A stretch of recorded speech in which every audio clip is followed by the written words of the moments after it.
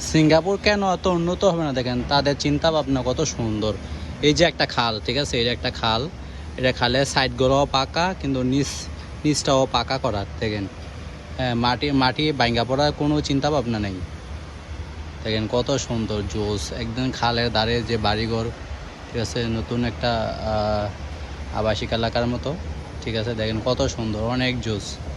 এই যে খালের পানি, ঠিক আছে, এই যে খালের পানি ডাইরেক্ট সাগরের সাথে সম্পৃক্ত, ঠিক আছে। বৃষ্টির পানি কোনো জমা থাকে না, ডাইরেক্ট এই খাল দিয়ে নাইমা, ঠিক আছে, একদম সাগরে চলে যায়। এই যে এটা একটা বড় খাল, কিন্তু এটার থেকে আবার ছোট ছোট খাল একদম ভিতরে গেছে।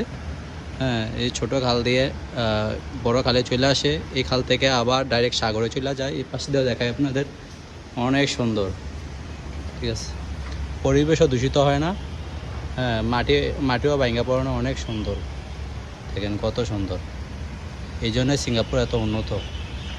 খাল, তাদের খালও যদি পাকা হয়, তা বাড়িঘরের কথা তো বাদই দিলাম।